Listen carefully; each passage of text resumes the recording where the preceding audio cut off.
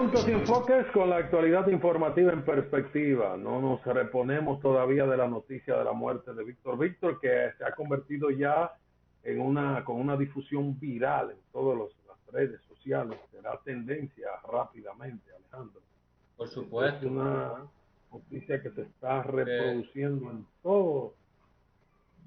que había una cadena de oración también en las redes y Sí, además sí, de que Víctor Víctor fue un gran padrino de nuevos talentos. Caso de Pavel sí, Núñez, sí. que se forjó con Vitico, como coloquialmente le llamaban, en el desarrollo. O sea, que él aportó mucho también a nuevos talentos en la música dominicana. Una verdadera leyenda de Claro, la propulsor de ese fenómeno de la bachata, como la internacionalizó Juan Luis Guerra, proviene de las investigaciones y de los aportes de Víctor Víctor junto a Luis Díaz. Un gran, y cultivó también la publicidad, Sí, sí, fue un creativo, fue un musicalizando. creativo. Encarnaba Y el además creativo. un jinglero, él se definía como, eso lo hablamos, la época de los jingles, el jingle es el anuncio, el comercial cantado, que se hizo muy popular Claro. en los, final de los 80 90 en los 90 y él fue de los principales cultivadores de esa nueva forma de publicidad. Compositor, por ejemplo, Mark Anthony grabó Vieja Mesa, una canción de Víctor Víctor, y otros grandes, muchos grandes intérpretes.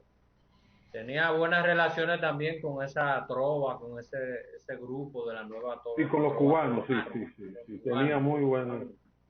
Hablamos mucho, la entrevista fue muy interesante, hablamos de eso, de la trova cubana, muchísimas, hay muchas cosas importantes que él dijo, inclusive hablamos de los compositores y de la fuente de inspiración de los compositores, y él me decía que eran unos mentirosos los compositores, eso eran historias inventadas y cosas por el estilo. Bueno, pero tenemos que seguir en la covidianidad, porque fue el COVID que nos ha llevado a Vitico Víctor, y la covidianidad nos obliga a seguir hablando del mismo tema y sobre todo de las expectativas ante la reunión mañana de la Cámara de Diputados para aprobar, de seguro hay un consenso previo, la autorización al Poder Ejecutivo para que declare un estado de emergencia. Eso ya es un hecho que se concretará Se este va, fin de semana. La Organización Mundial de la Salud, su representante local, Alma Morales, está sugiriendo que el cierre sea desde las 3 de la tarde en las zonas más afectadas por el COVID-19. O sea que podríamos estar, si se acogen muchas sugerencias que se están haciendo, en que la decisión del Ejecutivo podría tener un cumplimiento sectorial, en escala o parcial, diferentes horarios para diferentes lugares o zonas. Habría que ver si eso es posible. Si aquí una decisión que eso, puede ser fragmentada o tiene que ser la drástica decisión desde las 5 de la tarde, como fue el primer toque de queda, por ejemplo, era de 5 de la tarde a 6 de la mañana, 11 horas, digo 12, 13 horas, y solo 11 horas para actividad básica. ¿Qué va a pasar con los negocios? Que dicho sea de paso, hay una disposición del Ministerio de Salud Pública para que a partir de las 8 de la noche cierren todos. O sea, ya a partir de las 8 de la noche está vigente. No deben estar abiertos los colmados en los barrios, por ejemplo. La policía supuestamente iba a, a ponerse a hacer que se cumpliera esa disposición a partir de hoy, dijo el director general de la policía. Pero veremos. Lo cierto es que hay que endurecer las acciones para evitar que sigan los contagios y las muertes. Hoy sumaron 12 más las muertes y en 1072 contagiados, más de 1000 otra vez y los muertos están sobre los 900 y yo creo que en poco tiempo, en pocos días vamos a llegar a más de 1000 muertos, porque pasamos los 900 sin darnos cuenta y ya estamos en los 941. Al ritmo que vamos, antes de final de mes estaremos en los 1000. Eso es así. Probablemente ahora es que nosotros, porque uno de los principales inconvenientes que tuvimos fue la coincidencia de la pandemia con el proceso electoral.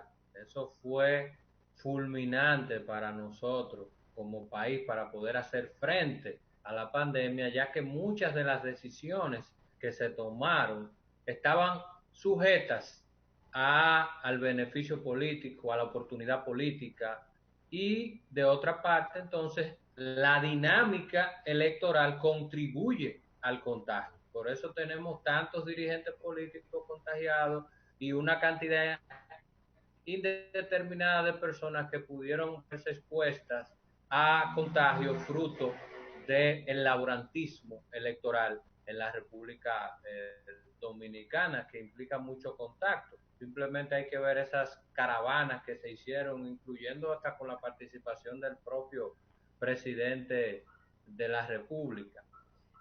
Entonces, ahora vamos a ver cómo logramos equilibrar economía y situación sanitaria y cómo en una población que no es muy dada al cumplimiento de las normas, porque en este proceso, en estos días que se ha recrudecido el tema del contagio, nos hemos dado cuenta del altísimo nivel de irresponsabilidad.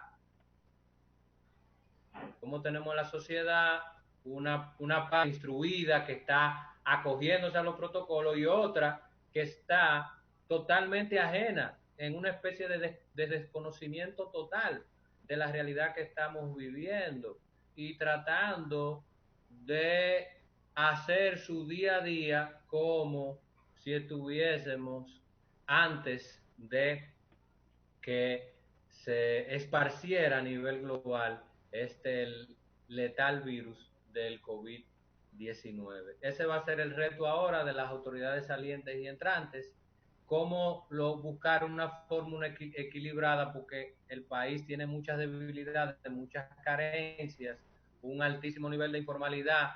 Ya han pasado 3, 4 meses donde se ha gastado en subsidios sociales, en contribución, en ayuda, decenas de millones de pesos. Hay muchos negocios que se han ido a la quiebra, a la bancarrota. O sea, hay una situación económica muy precaria. O sea, ¿cómo lograr que no se siga agravando esa situación económica? Porque entonces la persona lo lograremos salvar del virus, pero entonces la hambruna, la depresión por el tema económico pudiera provocar otras muertes. Ese balance, ese equilibrio va a ser el reto ahora que tenemos que asumir con mayor responsabilidad esto, luego de que ya concluyó el proceso electoral y pasada la campaña, y especialmente la responsabilidad individual, cómo cada quien, cada uno de nosotros puede aportar, puede contribuir desde su espacio, desde su hogar, su familia, a crear conciencia y hacer las acciones, distanciamiento social, uso correcto de la mascarilla, no en la barbilla, en los lugares que corresponden. Ese es el reto que nosotros ahora tenemos como sociedad, porque realmente lo que estamos viviendo con esta pandemia es altamente preocupante, especialmente en los últimos días que hemos retrocedido lo que habíamos logrado en buena medida. La educación cívica es fundamental en esta etapa. Eso ha permitido, por ejemplo, en Cuba, yo he estado hablando con el que fue el embajador de Cuba en el país, y me dice que la clave para Cuba enfrentar el problema del coronavirus ha sido la educación ciudadana y la conciencia de la población. Ellos incluso, dice él, que fuera de La Habana prácticamente no hay coronavirus en Cuba. Que hay foco de coronavirus en La Habana. Y entonces ellos están aplicando, digo esto porque Carlos se podía aplicar aquí. Tú hablaste de una serie de modalidades, Carlos, para enfrentar el tema, es decir, no todos los lugares deben tomarse la misma medida, que yo creo que eso es correcto, lo que tú señalabas, Carlos, es decir, hay áreas que pueden estar más contagiadas que otras, entonces hay que tomar medidas diferentes, ¿no? Por ejemplo, ellos tienen un lugar allá que son un cierre de 4 manzanas, ellos le llaman aislamiento reforzado, donde hay un foco de contagio en 4 manzanas, y entonces tiene un aislamiento reforzado, aíslan la zona, pero no tienen que aislar toda la ciudad de La Habana, sino 4 manzanas específicamente, ¿no? Y así se podría hacer en algunos lugares, ¿no? Donde hayan focos de contagio. Es decir, son diferentes modalidades. Claro, el tratamiento al COVID-19, que es la tarea esencial en este momento, sin lugar a dudas.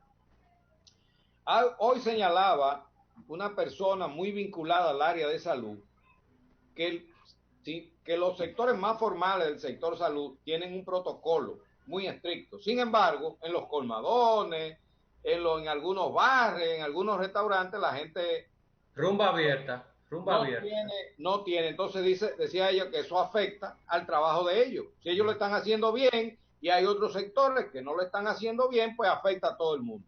Entonces, yo pienso que vamos a tener que poner un poco de disciplina, sin violar los derechos humanos, bueno, estoy planteando eso, pero vamos a tener que poner mucha disciplina, mucho orden, promover orden, y para eso habrá que tomar algunas medidas coercitivas, lamentablemente, Carlos. De acuerdo. Sí, pero el tema no es violación a la ley, Radamés, es hacer cumplir la ley. Es que falta que el Estado, las autoridades, utilicen el poder coercitivo. Es que por la buena no se va a hacer, y no es que sea por la mala, sino que se haga cumplir la disposición. Por ejemplo, el toque de queda, cuando se implante, tiene que cumplirse, porque hemos visto gente que se saltan en el toque de queda y que están en la calle sin necesidad. Sin mascarilla, personas en la calle, sin mascarilla. El tema del transporte, que ponen una cantidad de pasajeros y suben mal. Entonces aquí tenemos la costumbre, la mala costumbre, la práctica de tener un gran ordenamiento jurídico, amplísimo, teórico, un ideal, pero en la práctica no se cumple. Entonces quienes primero lo incumplen son los que deben hacerlo cumplir, porque en la autoridad, yo no me canso de decir, de poner el ejemplo, porque han pasado 4 años y sigue lo mismo, y usted comprueba en la calle santiaguero, fíjese en los vehículos municipales, en el letrero que tienen, es tiempo de vivir en orden, lema del ayuntamiento, en la gestión última que ha sido favorecida con el voto popular y fue reelegido el alcalde. Entonces, esos vehículos, en su mayoría, incluyendo de la policía municipal, no tienen placas, circulan sin placas. Entonces, dígame. No tiene placa. No, ¿y tú no te has dado cuenta de eso? Unas camionetas de la marca Mazda, varias, pero yo me cansé de retratarla, de hacerle vídeo y de presentarla y de demandar que se aclarara y con los vídeos sumamente tintados. Oye, recientemente, el día 5 de julio, domingo, en el patio del Palacio Municipal, había 3 vehículos por lo menos de eso, incluyendo uno de la Policía Municipal, etiquetado Policía Municipal, sin placa. Yo lo vi ahí en el parqueo, y tú puedes buscarlo ahora porque no le van a poner placa de hoy para mañana, y eso tiene más de 4 años. ¿Y de dónde sale eso? ¿Y cuál es la explicación? ¿Y cuál es el origen de esos vehículos? ¿Y cómo tú estás pidiendo orden si tú no cumples el orden? Yo insisto en eso porque para mí es lo más evidente. ¿Qué se oculta detrás? Que esos vehículos no tienen placa, porque eso viene de la gestión anterior. Unos vehículos, hay una licitación extraña, una compra multimillonaria, a un dirigente PRDista de apellido Cabrera, suplidor de vehículos o contratista del gobierno, no sé. Y esos vehículos, ¿cómo entraron? Hay un tema probablemente impositivo, de naturaleza, de trámite legal, pero esos vehículos no tienen, significa eso que no tienen matrícula, porque realmente lo que no tienen es matrícula, y tampoco tienen la chapa, la placa, pero no tienen, parece, el documento de propiedad, que tiene que tener entonces un número asignado, una chapa, una placa. Entonces esos vehículos andan por la calle con un letrero, ayuntamiento, policía municipal, centro de control. Es tiempo de vivir en orden. O sea, eso es increíble. Pero qué contrasentido es. Eso es lo que estamos diciendo con esto de la ley, de la mascarilla, del distanciamiento físico, de que las autoridades van a hacer esto y lo otro. ¿Entiendes? Que vivimos en esa realidad de que la autoridad dominicana es la primera que viola la ley. Y yo sostengo y reitero aquí la tesis al más alto nivel. El primer violador de la Constitución de la República en este país es el presidente de la República. Y están ahí los casos. Y márchale al presupuesto para comenzar. Comienza por ahí nada más. Y sigue después muchísimas cosas. Y lo violan reiteradamente. Inclusive el presupuesto se aprueba con la expresa intención de que se viole. Sí. Hasta se aprueba así y se comienzan a decir cosas, pero bueno, porque esto no va, el déficit aquello, ¿no? Y luego se han inventado, eso es una creación de la era del PLD, el presupuesto complementario. Para eso justificar. no está en ningún lugar de la Constitución. Y a ti como economista te he preguntado que si existe esa figura, presupuesto complementario. ¿Qué es eso? Es el presupuesto nacional, la Ley General de Gastos e Ingresos del Estado. No podemos irnos, Carlos, sin hablar de la visita de Hipólito. Pero déjalo ahí, vamos a dejarlo para la última parte. Vamos a la pausa, puntos y enfoques, periodismo con responsabilidad.